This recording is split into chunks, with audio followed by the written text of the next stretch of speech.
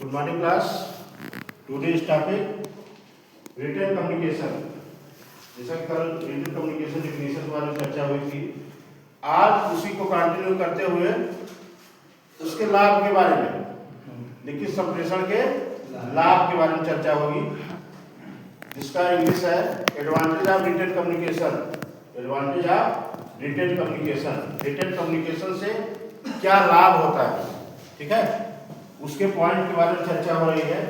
जिसमें पहला पॉइंट है भावी संदर्भ के लिए उपयोगी, suitable for future reference. Suitable for future reference, भावी संदर्भ के लिए उपयोगी। हम कोई भी चीज भविष्य में, अगर आज जो चीजें हमारे साथ हो रही हैं उसको अगर हम नोट डाउन करके रखते हैं या कोई डायरी बनाते हो, डेली बेस में आपको जो घटनाएं घट रही है उसका अगर एक डायरी बनाते हो तो वो आपको भविष्य में कभी भी वो चीज काम में आ सकती है, ठीक है।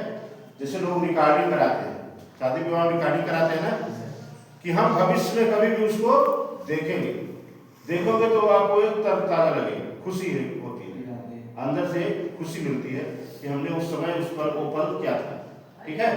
तो भावी संदर्भ के लिए हम बहुत जरूरी है कि हम कोई भी चीज, अगर आज प्रेजेंट में क्या है, प्रेजेंट चल रहा है तुम्हारा, जो भी चीजें होती रहती है बोलता रहता है ना, क्योंकि रोज नई नई चीजें आती रहती है आपको।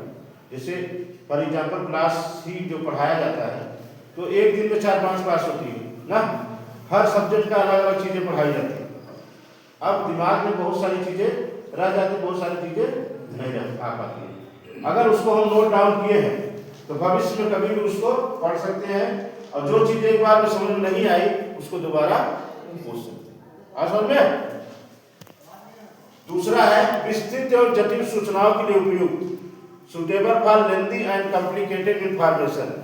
कोई भी कितना भी कठिन क्वेश्चन हो, ठीक, अगर वो हमें एक बार में समझ में नहीं आया है, अगर उसको हम नोट डाउन करके रखे हैं तो उसको हम दोबारा पूछ सकते हैं, दोबारा पढ़ सकते हैं, ठीक।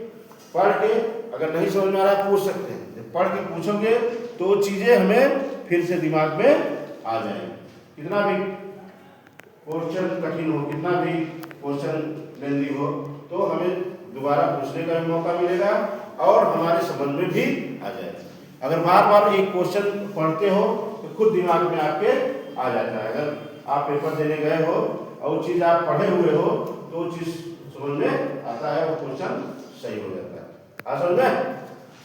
अगला है लिखित प्रमाण। लिखित प्रमाण हर कोई मांगता है, रिटन प्रूफ हर कोई मांगता है।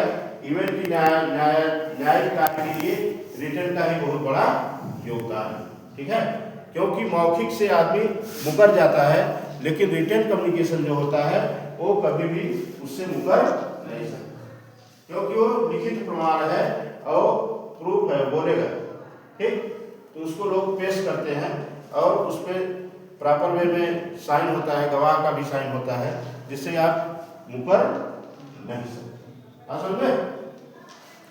और लास्ट है व्यक्तिगत संपर्क की आवश्यकता नहीं, no need for personal contact. किसी को व्यक्तिगत संपर्क की आवश्यकता नहीं होती। जैसे क्या होता है कि मौखिक में आप जब तक लोगों से मिलेंगे नहीं तब तक वार्ता नहीं हो पाती।